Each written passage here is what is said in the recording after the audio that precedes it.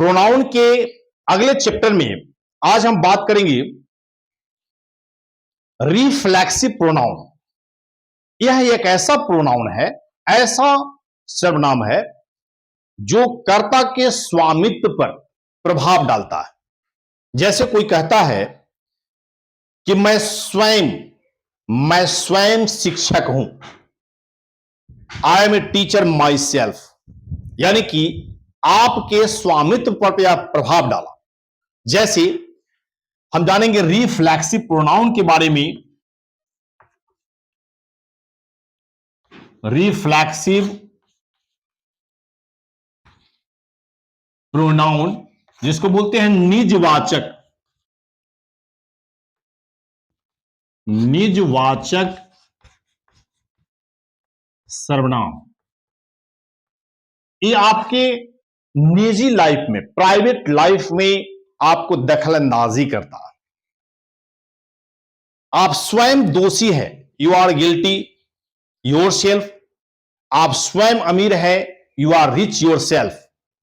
मैं स्वयं गरीब हूं, I am poor myself. इस तरह का जो सेंटेंस होते हैं जनरली आपको ग्रामर्स में, ट्रांसलेशंस में नहीं मिल पाते हैं। लेकिन जैसे ही आप किसी जनरल कंपटीशन के एग्जाम में जब बैठते हैं तो इस तरह के टॉपिक्स आपके पास में क्वेश्चंस आना शुरू हो जाते हैं। उस परिस्थिति में, उन जगहों पर आप जो है ना, इसको नहीं जानने के कारण आप उसको सॉल्व नहीं कर पाते। तो सबसे पहले इसके बारे में हम जानेंगे कि जिस सर्वनाम का प्रयोग, जिस प्रोनाउन से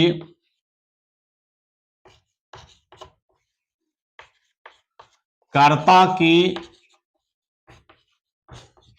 स्वामित्व पर प्रभाव पड़े उसे रिफ्लेक्सिव यानी कि निजवाचक, रिफ्लेक्सिव प्रोनाउन कहा जाता है। जैसे पहला है माई सेल्फ, इसका अर्थ है मैं स्वयं, मैं स्वयं। आवर सेल्व्स, हम लोग स्वयं।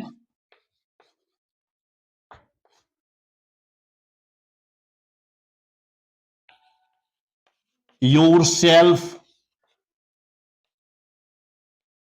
आप स्वयं।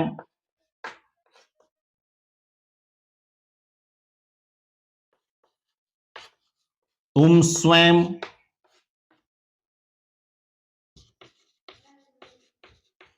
योर सेल्व्स, तुम लोग स्वयं।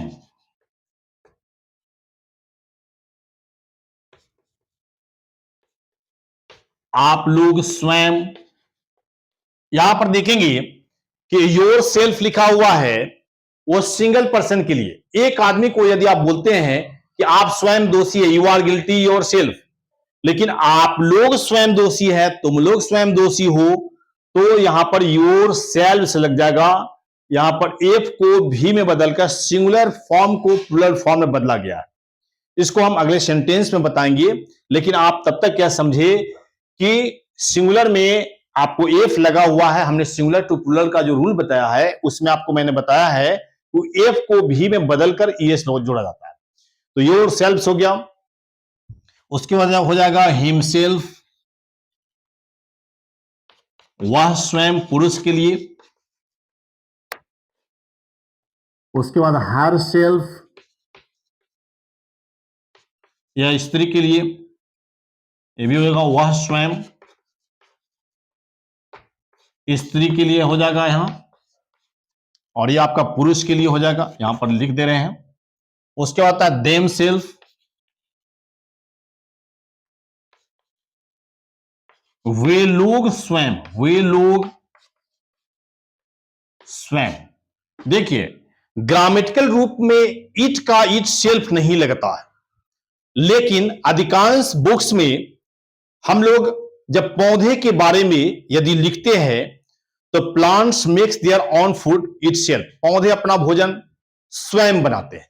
उसके लिए इट सेल्फ को भी जानना जरूरी है। इट सेल्फ, इट सेल्फ का अर्थ होता है यह स्वयं,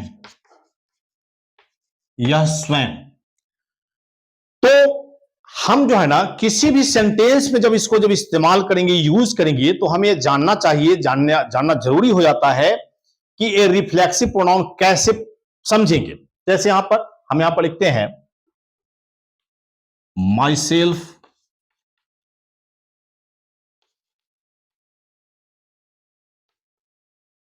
प्रवीण भारद्वाज। अब यहां पर दूसरा सेंटेंस यदि लिखते हैं I am a teacher, I am a teacher, मैं एक शिक्षक। लेकिन जैसे ही इसमें मैं लगा दूंगा माई सेल्फ, तो इसका अर्थ हो जाएगा मैं स्वयं एक शिक्षक हूं, मैं स्वयं एक शिक्षक हूं।